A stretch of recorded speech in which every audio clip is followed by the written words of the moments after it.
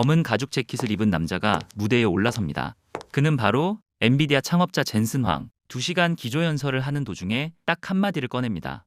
자율주행 혁명이 왔다. 그러면서 로보택시 플랫폼 신규 파트너 4곳을 호명했는데 거기에 바로 현대차가 들어갔습니다. 발표 다음날 주식장이 열리자마자 현대차는 장중 최고 6.52%, 삼성전자 4.2%, SK하이닉스 2.36%, 코스피 대형주 3개가 동시에 요동친 거죠. GTC 하나가 대형주 3종목을 전부 움직인 거죠. 삼성전자랑 SK하이닉스는 AI 반도체 대장주로 이미 몇 년째 주목받아온 회사잖아요. 그런데 현대차의 AI 자율주행 스토리는 이번 GTC를 계기로 한 번 더 시작이 되는 얘기라는 거죠. 그래서 오늘은 그 이야기를 해볼 건데요. 오늘 다룰 내용은 크게 3가지입니다.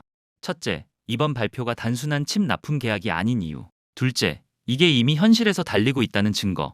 셋째, 이게 현대차 주가에 어떤 의미를 갖는지. 삼성전자와 SK하이닉스 타이밍을 놓치셨다면 이 3가지 꼭 끝까지 보시길 바랄게요. 첫 번째, 이번 발표가 칩 납품이 아닌 이유예요. 많은 분들이 이렇게 생각하실 수 있어요. 현대차가 엔비디아 칩 사다 쓰는 건가? 라고 생각하셨다면 이번 발표의 절반도 못 보신 거예요. 엔비디아가 넘긴 건 칩 하나가 아니에요. 드라이브 하이페리온이라는 설계도 전체예요.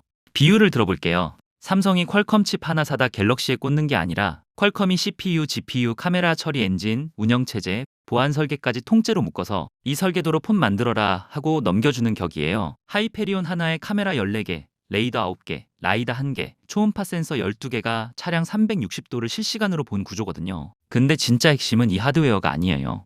핵심은 데이터 학습 파이프라인인데요. 현대차 양산 차량이 전 세계 도로를 달리면서 데이터를 쌓아요. 그 데이터를 엔비디아 AI 인프라에서 학습을 시킵니다. 학습된 모델을 다시 차에 심어요. 그렇게 되면 차가 더 똑똑해지고 더 똑똑해진 차가 또 새로운 데이터를 쌓아요. 이 고리가 계속 돌아가는 구조라는 거죠. 테슬라가 전 세계 수백만 대 오너들한테서 FSD 데이터를 끌어모으는 방식 알고 계신 분들 있으실 거예요. 현대차가 엔비디아와 함께 만들려는 게 바로 그 구조예요. 단 하나의 통합학습 파이프라인으로요. 그런데 여기서 이런 생각 드실 수 있어요. 그거 그냥 계획 아니야? 아직 실제로 되는 거 아니잖아 라고 생각하신다면 그 의문에 대한 답이 2번째 이야기입니다. 이게 이미 현실에서 달리고 있다는 증거예요. 모셔널인데요. 현대차가 2020년에 미국에서 설립한 자율주행 합작법인인데요. 지금까지 여기에 쏟아부은 돈이 34억 달러, 우리 돈으로 약 3조 4천억 원이에요. 3조 4천억이 어느 정도냐면 삼성전자가 반도체 공장 하나 짓는데 보통 20조에서 30조가 들어가거든요. 그 규모의 10분의 1을 공장도 설비도 없이 소프트웨어랑 AI에만 박은 거예요.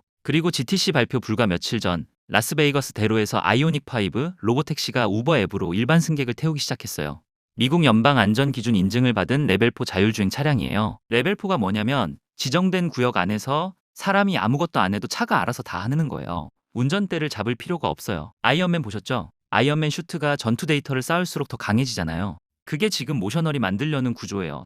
단 할리우드 영화가 아니라 라스베이거스 실제 도로 위에서라는 거죠. 지금은 안전운전자가 동승하는 방식이지만 연말 안에 완전 무인 서비스로 전환할 계획이에요. 현대차가 3조 4천억을 여기에 박은 이유, 그리고 엔비디아가 현대차를 무대에 올린 이유가 이제 연결되시죠. 그럼 이게 주가에 어떤 의미냐? 3번째 이야기가 바로 이겁니다. 현대차는 오랫동안 저평가를 받아온 회사예요. 주식에서 PER이라는 걸 쓰는데 이 회사가 버는 돈 대비 주가가 몇 배냐는 거거든요. 숫자가 낮을수록 저평가, 높을수록 시장이 미래 가치에 더 베팅하고 있다는 뜻이에요. 도요타, GM, 폭스바겐 같은 전통 자동차 회사들 평균 PER이 8배에서 10배 사이예요. 현대차도 오랫동안 그 언저리였어요. 시장이 현대차를 어떻게 봤냐면 차 잘 만드는 제조업 회사, 딱 그게 전부였거든요. 근데 테슬라는요, PER이 202배예요. 같은 자동차 회사인데 현대차는 8배, 테슬라는 202배. 이 이유는 이건 자동차 회사 대 자동차 회사 비교가 아니에요. 제조업 대 소프트웨어 플랫폼 기업의 비교거든요. 시장이 테슬라한테 200배를 주는 이유는 차 팔아서 버는 돈이 아니라 FSD 구동료, 로보택시, 에너지 사업으로 앞으로 얼마를 벌 수 있냐에 베팅하는 거예요. 현대차가 저평가를 받아온 이유가 바로 여기 있었습니다. 이 회사는 그냥 차 만드는 곳이잖아. 그런데 이번 발표 이후로 증권가의 시각이 달라지기 시작했습니다. 삼성증권이 현대차 비교 기업군을 전통 완성차에서 중국 상위 전기차 업체들로 바꿨거든요. 샤오미, BYD, 리오토 같은 곳들이 받는 평균 PER이 18배예요. 현대차에 그 기준을 적용하기 시작한 거예요. 8배짜리 회사가 18배 회사로 재평가받으면 주가에 뭔 일이 생기는지 그건 여러분이 더 잘 아시잖아요. SK증권연구원이 이런 말을 했습니다. 현대차의 저평가 원인이었던 자율주행 경쟁력이 이제는 기대 요인으로 전환됐다.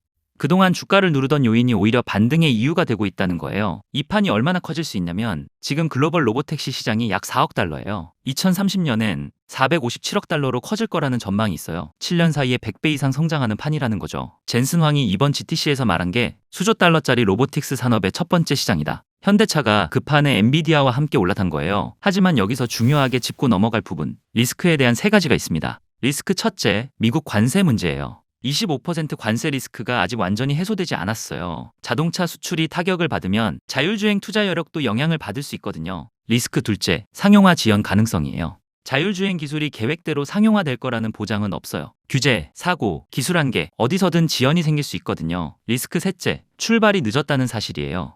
정의선 회장 본인이 직접 이렇게 말했습니다. 자율주행에서 다소 늦은 면이 있다. 테슬라가 이미 FSD로 몇 년째 데이터를 쌓고 있는 동안 현대차는 이번 GTC를 계기로 본격적인 시작을 알린 거거든요. 이 리스크들을 알고 봐야 이번 발표의 의미를 제대로 판단할 수 있어요. 오늘 이야기를 세 줄로 정리해 볼게요. 첫째, 현대차가 엔비디아한테 받은 건 칩이 아니라 자율주행 설계도 전체입니다. 둘째, 그 설계도를 이미 라스베이거스 도로 위에서 실증하고 있어요. 셋째, 시장이 현대차를 제조업 회사에서 AI 모빌리티 기업으로 다시 보기 시작했어요.